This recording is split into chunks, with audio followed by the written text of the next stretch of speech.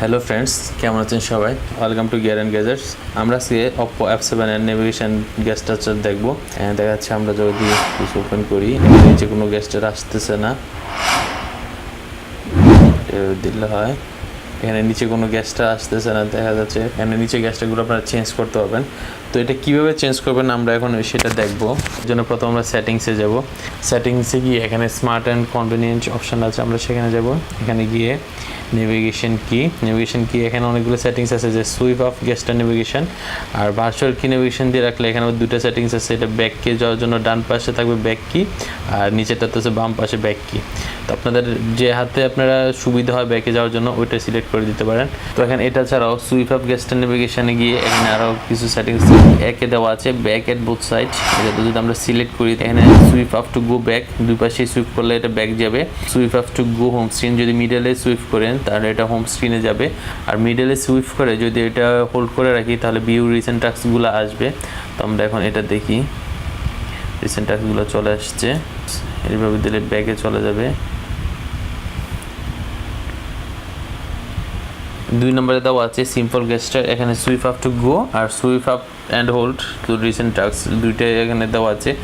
Back on the right এটা দেওয়া যায়, তারপরে হ্যাঁ ব্যাক অন দ্য লেফট যে কোনো একটা ইউজ করতে পারেন। আমরা 4 নম্বরটা দিয়ে দেওয়ার পরে যেটা যদি হাইড করে রাখেন, হাইড করে রাখলে নিচে আসলে কোনো চিহ্ন আসে না যে এটা আসলে কীভাবে কাজ করবে। তো আমরা এটা হাইড না দিয়েও রেখে দিতে পারি। এখানে হাইড করে রাখলে এই অপশানগুলো আসবে না। আমরা এটা দিয়ে রাখি back on the right side, আমার আসলে রাইট সাইডে এটাই সুবিধা হয়, রাইট সাইডে দিলে ব্যাকে যাবে। এটা দেওয়ার পর আমরা একটা যে কোনো একটা অ্যাপস করি, ওপেন করি, এভাবে দিলে চলে যাবে।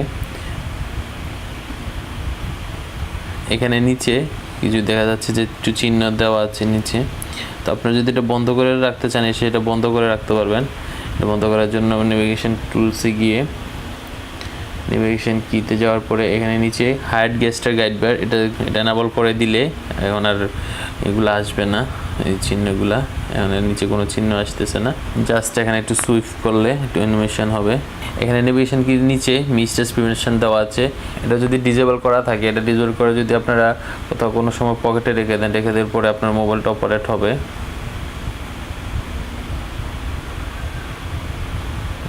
এটা কাজ করতেছে। আর যদি মিসটেস প্রিভেন্টেশনটা এনাবল করে রাখেন, এনাবল করার পরে উপরে হাত দিয়ে রাখলে এখন কোনো কাজ করবে না, এখন বলে কোনো কাজই করবে না। সো ফ্রেন্ডস, এতক্ষণ আপনারা দেখলেন Oppo F7 এ কীভাবে আপনারা নেভিগেশন গেস্টার সেটিংস করবেন, কীভাবে চেঞ্জ করবেন। সো ফ্রেন্ডস, ভিডিওটি কেমন লাগলো সেটা কমেন্টস বক্সে কমেন্টস করে জানাবেন। ভালো লেগে থাকলে অবশ্যই থামস আপ দিবেন, আর ভিডিও রিলেটেড কোনো কিছু জানা থাকলে সেটা কমেন্টস বক্সে কমেন্টস করে দিবেন। আর আমার চ্যানেলটা সাবস্ক্রাইব করে রাখবেন আমার পরবর্তী ভিডিওগুলো দেখার জন্য। See you again, bye by.